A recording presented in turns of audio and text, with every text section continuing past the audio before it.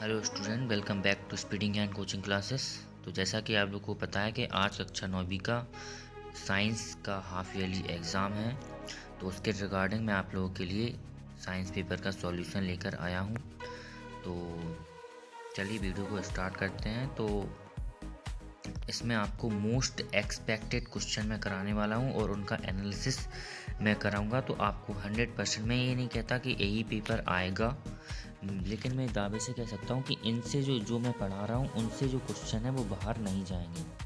आपको 100% नहीं तो 80% क्वेश्चन आपको उसमें देखने को मिलेंगे। तो चलिए वीडियो को स्टार्ट करते हैं। तो क्वेश्चन नंबर 1 है, सही विकल्प चुनकर लिखिए। तो सबसे पहला, गैसों के किस गुण के कारण उन्हें सिलेंडर में भरकर रखा जा सकता है। तो ऑप्शन नंबर ए करेक्ट हो जाएगा। तो यहाँ पर संपीड़ितता क्या होती है? संपीड़ितता मतलब होती है किसी गैस को दबाना या अंदर डालना।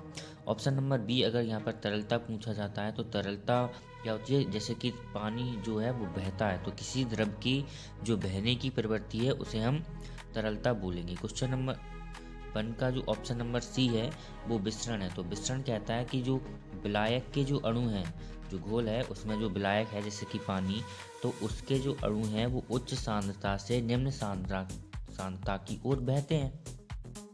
और इसी प्रकार से उल्टा विसरण का उल्टा क्या हो जाएगा? परासरण। तो परासरण यदि पूछा जाए तो परासरण में क्या होगा कि जो विलायक के जो अणु हैं इसमें विसरण में क्या जा रहा था? उच्च सांद्रता से निम्न सांद्रता की ओर। तो इसमें हम बोलेंगे कि निम्न सांद्रता से उच्च सांद्रता की ओर इसके अणु जाते हैं। ऐसा कहता हूँ, आपके पास समझ आई होगी। इसका correct answer option number A संपीड़ितता हो जाएगा। आगे सोडा जल विलयन में विलय होता है, तो यहाँ पर CO2 करेक्ट आंसर हो जाएगा। और यहाँ पर CO2 को हम क्या बोलेंगे? Carbon dioxide. C से होता है कार्बन और ऑक्साइड से O से होता है ऑक्साइड। तो यहाँ पर 2 लगा हुआ है इसलिए हम उसे डाई बोलते हैं। क्या बोलते हैं? Carbon dioxide. क्या बोलते हैं? डाइऑक्साइड। डाई क्यों बोलते हैं? क्योंकि 2 लगा हुआ होता है। आशा करता हूँ आपको बात समझ आई होगी। क्वेश्चन नंबर जो 2 है उसका जो ऑप्शन नंबर बी अगर आप देखें SO2, तो ये कौन सी गैस है? ये है सल्फर डाइऑक्साइड। क्योंकि S जो होता है वो सल्फर होता है और ऑक्साइड O ऑक्साइड होता है और डाई से 2 लगा हुआ है इसलिए हम डाई बोलेंगे। तो चलिए आगे देखते हैं। और जो OH होता है वो फिनॉल समूह से होता है और इसे एल्कोहल भी बोलते हैं। और O2 तो आपको पता है कि यह ऑक्सीजन है। ऑप्शन नंबर दूसरे का जो करेक्ट आंसर होगा वो सी हो जाएगा, ए हो जाएगा, CO2। सोडियम नाइट्रेट का सूत्र, तो सोडियम नाइट्रेट का सूत्र NaNO3 होता है। अगर मैं आपको इसका थोड़ी सी शॉर्ट वैल्यूज़ बताऊं कि जो नाइट्रेट होता है अगर उसमें NO3 लगा होता है तो उसे हम नाइट्रेट बोलते हैं। तो अगर हमें जैसे कि यहाँ सोडियम बोला है, अगर मैग्नीशियम बोलता तो क्या होता है? MgNO3। तो यदि नाइट्रेट लगा हुआ है या NO3 लगा हुआ है तो हम उसमें NO3 लगाएंगे अगर नाइट्रेट लिखा हुआ है तो। जैसे कि यहाँ NO2 है तो इसमें आप इसे नहीं लगा सकते या इसे नहीं कर सकते, या आप इसे कर सकते थे या आप इसे कर सकते थे। तो यहाँ पर Na2 नहीं होता है, इसमें NaNO3 होता है। बैग का ऐसा ही मात्रक, तो बैग का ऐसा ही मात्रक कैसे निकालते हैं या कैसे बनाते हैं? तो जो बैग है वो क्या होता है? एक प्रकार से चाल होता है। तो इसका जो सूत्र होता है वो होता है विस्थापन। तो विस्थापन बटे में आता है समय। क्या होगा? विस्थापन बटा समय। तो विस्थापन जो है वो m में मापा जाता है कि कितना मीटर आप चले हैं और कितने समय में। तो समय की जो सबसे निचली इकाई है वो होती है सेकंड।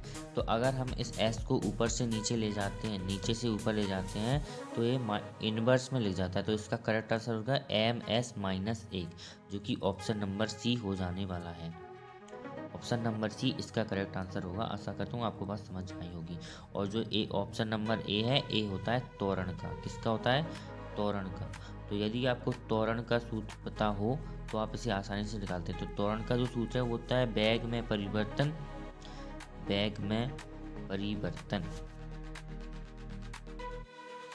बटे समय।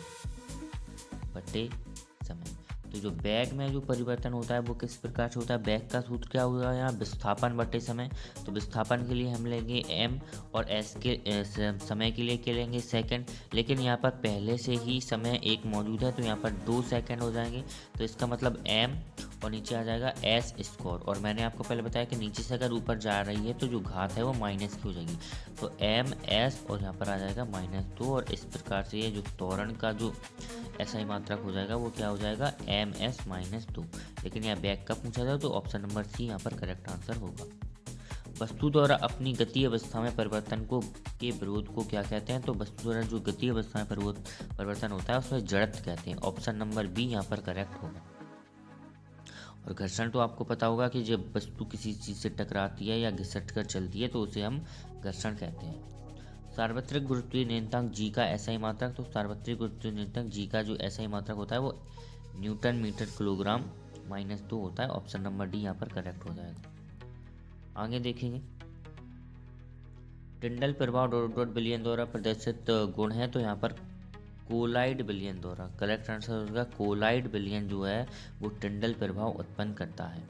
आगे देखिए, निश्चित आवेश युक्त परमाणुओं का समूह है तो हम उसे आयन बोलते हैं। क्या बोलते हैं? आयन। जो निश्चित आवेश युक्त परमाणु है उसे हम आयन बोलेंगे। कोशिका झिल्ली डॉट डॉट से बनी होती है, तो जो कोशिका झिल्ली है वो लिपिड और प्रोटीन से बनी होती है। किससे बनी होती है? लिपिड और प्रोटीन से बनी होती है।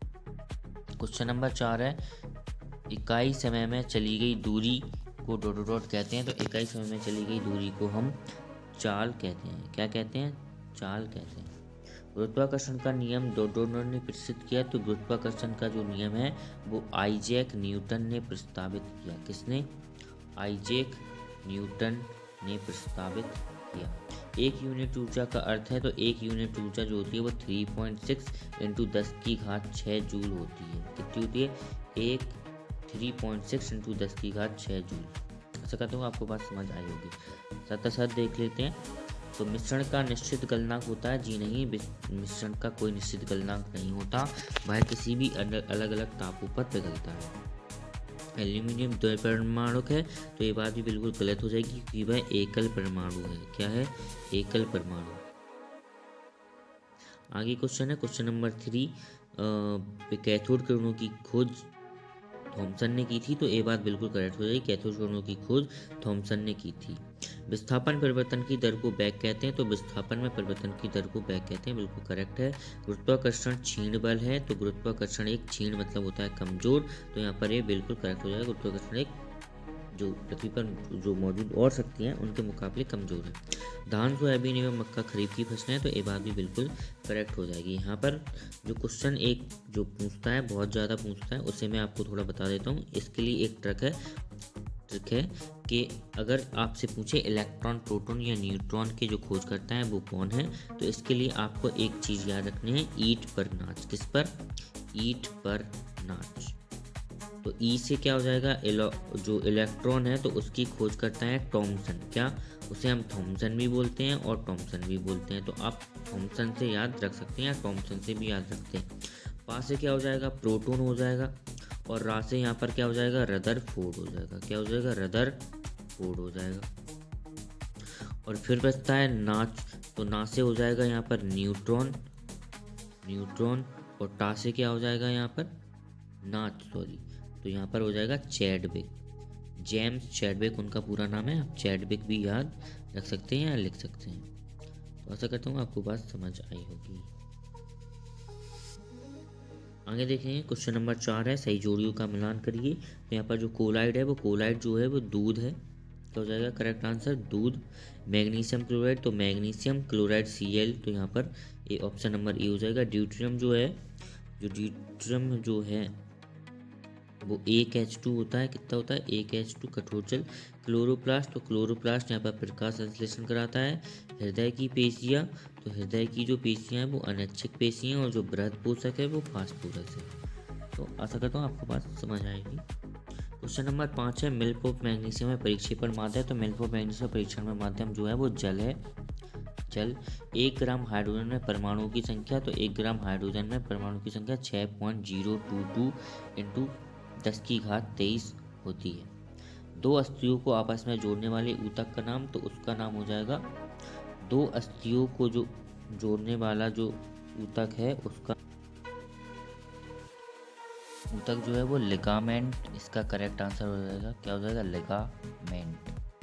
अगला क्वेश्चन है, वेग समय ग्राफ का क्षेत्रफल क्या दर्शाता है? तो वेग समय ग्राफ का जो क्षेत्रफल है वो विस्थापन को दर्शाता है। किसे दर्शाता है? विस्थापन को दर्शाता है।